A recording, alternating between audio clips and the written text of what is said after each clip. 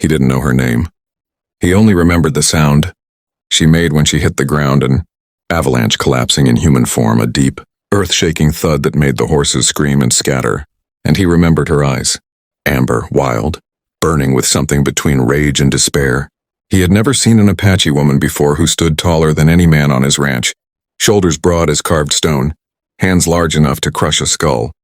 She was half collapsed beside the creek, breathing in short, sharp bursts, as if every inhale cut her open from the inside.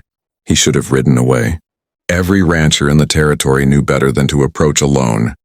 Apache, let alone one built like a mountain that had learned how to walk. But she lifted her cracked lips and whispered one word through the dust. Water. The plea wasn't human. It was raw survival. So he gave her his canteen. She drank the whole thing, every drop, gripping the metal so tightly her fingers dented it. Then she looked at him with something impossible to read. Gratitude. Warning or a promise. By nightfall she was gone. He tried to forget her. He couldn't. A storm rolled in with dawn, but it wasn't thunder that woke him. It was silence. The kind of silence that smothered sound itself. Then he saw them. 300 Apache warriors, encircling his ranch, not moving, not blinking, just waiting, and at their center stood the giant woman he had saved. Only now she was standing tall, steady, powerful enough to snap a man in half with her bare hands.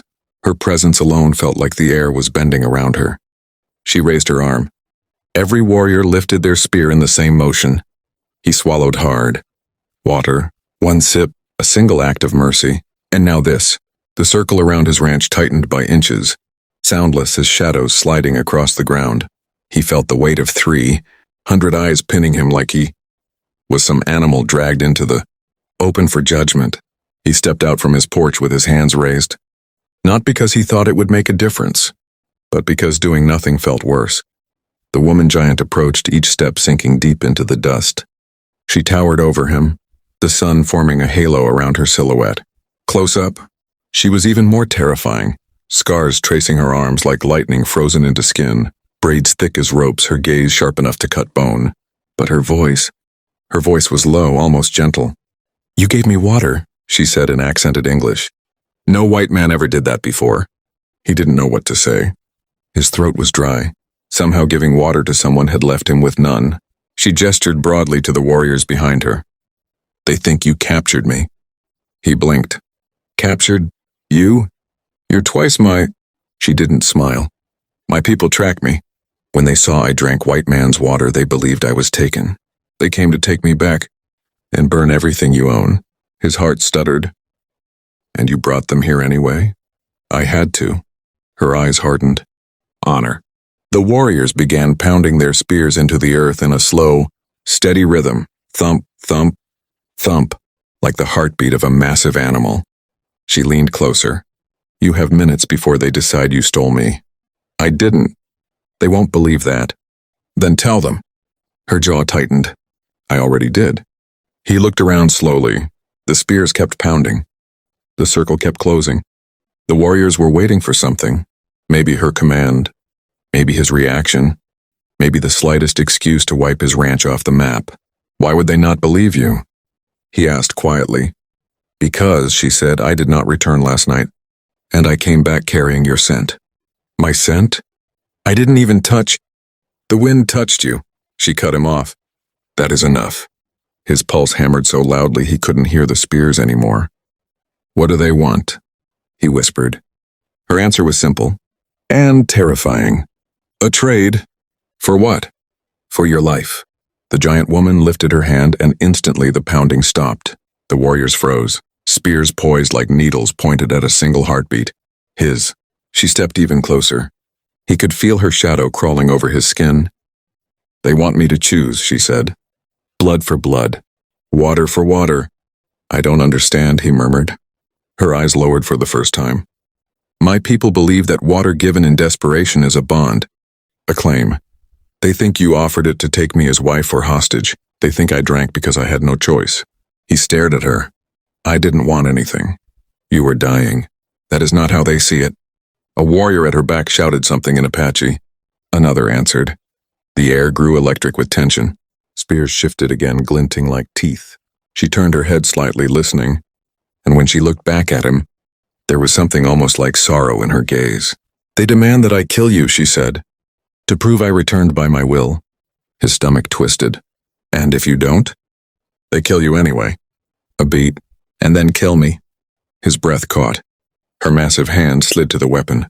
At her hip, a ceremonial obsidian blade, carved with ancient symbols. She drew it slowly, letting the light catch the blade. Every warrior leaned forward. He felt his knees weaken. "You're not going to kill me," he whispered. She didn't answer. Instead, she pressed the blade into his palm. He stiffened in shock. Her voice dropped to a whisper only he could hear. "If you run, they hunt you. If you fight, they kill you. If you do nothing, they drag me back and burn you alive. Then what am I supposed to do?"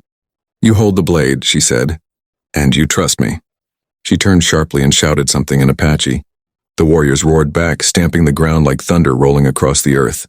She lifted his arm, the one holding her ceremonial weapon, and raised it high above her head. The warriors went silent, dead silent. Then she declared in her booming voice, "He tried to bind me with water." The warriors hissed. "But I took his blade," the warriors chanted. "And now," she raised his wrist higher, "I claim him." Claim. The word echoed through the valley like lightning striking dry brush. The circle broke into gasps, growls, shock. Some warriors slammed their spears into the ground in outrage. Others widened their eyes, stunned. He leaned toward her, heart hammering. "What does that mean?" "It means," she murmured, still holding his wrist high like a trophy, "that they think you offered water to make me yours. But I chose to make you mine instead. That doesn't help. It saves your life." "How?" "Because if I claim you, no one else may spill your blood." She paused. "And no warrior dares challenge me." The warriors around them lowered their heads. Not in defeat, in respect, submission, fear. She spoke to them again. A long speech, fierce, commanding. Every few seconds the warriors responded, with sharp cries. He didn't understand a word, but he knew she was fighting for him in a way no stranger ever had. When she finally lowered his arm, her shoulders sagged as if carrying a mountain. The warriors slowly backed away, dissolving like smoke into the trees, until only the giant woman remained. He released a breath he didn't know he'd been holding. "So, I'm alive? For now. And what about you?" She looked toward the disappearing warriors. "They accepted my claim." He exhaled shakily. "So that's it?" "No." She stepped closer, towering over him again. "You belong to me now." His mouth opened, closed. Why? "I saved your life," she said simply.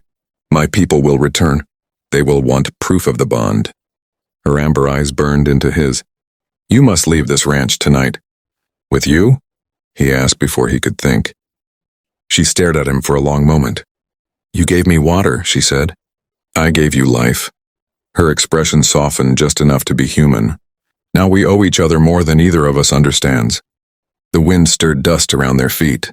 Somewhere in the distance, a single war cry echoed.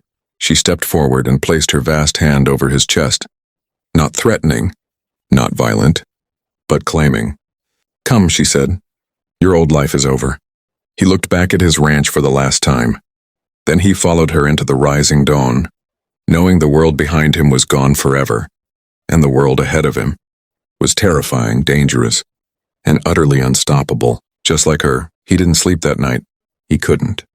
Even after they left the ranch behind, his home shrinking into the darkness, like a dying memory, he kept glancing over his shoulder, expecting warriors to appear again like ghosts pulled from the trees. But only she walked beside him, silent, massive, unshakable. The giant Apache woman moved with a grace no body her size should have had. Every step was deliberate, smooth, almost soundless. He had seen boulders fall off cliffs quieter than her breathing, yet the earth seemed to listen to her, shifting beneath her feet as if acknowledging someone older than it. "Where are we going?" he finally asked. She didn't look at him. "Away. That's vague. You want specific?" She pointed to the black silhouettes of the mesas. "Over that ridge is where my people set watchers. Behind us is where your people ride patrols. We walk between both. For now." "For now," he echoed. "And after?" "You live," she said simply. "That is all that matters." He wanted to laugh at the absurdity. Live? He had just been claimed by an Apache Giantess in front of 300 warriors who obeyed her like she was carved straight out of myth. Being alive seemed the least predictable part of his future. He walked faster to keep up. "You never told me your name." She didn't answer for a long time. Only when they reached a narrow canyon, moonlight pooling like silver water across the rocks, did she stop and finally speak. "My name is Nolan." It was soft, strange, beautiful. He swallowed. I know your name," she said without turning. "Your scent carried it." "Mike's scent." She touched her own chest. "Names stay on the breath. If you breathe near someone long enough, their spirit hears it." He had no idea what that meant, but it made the air between them feel suddenly heavier. They camped in a shallow alcove beneath an overhang. She gathered brush as if plucking herbs, but when he reached for a branch, she stopped him with one massive hand on his wrist. "No fire," she murmured. "Light travels. So do eyes." He nodded, throat tight. Night pressed in around them, cold, silent, vast. He hugged himself for warmth, but she didn't shiver once. She sat cross-legged, spine straight, gaze fixed on the path behind them as if daring danger to show itself. After an hour of silence, she spoke again. "They will return."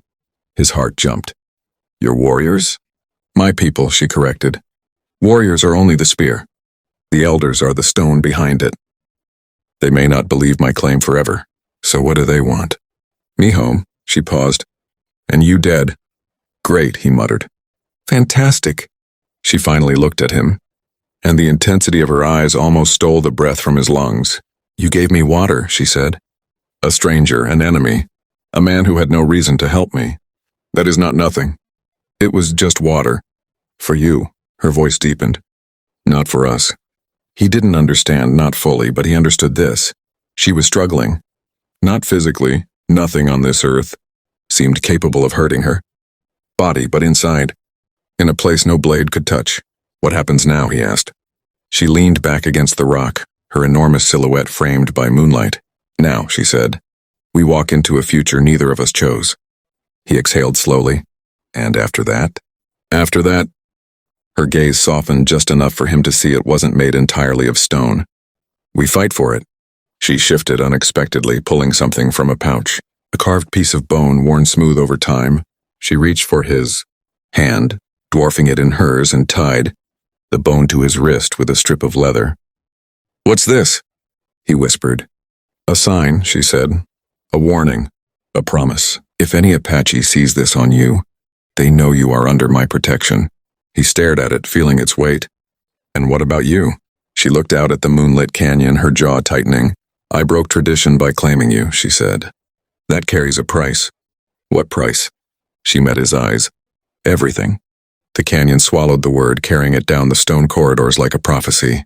He didn't know what came next or what role he had in this wild, terrifying bond that had been forced on both of them.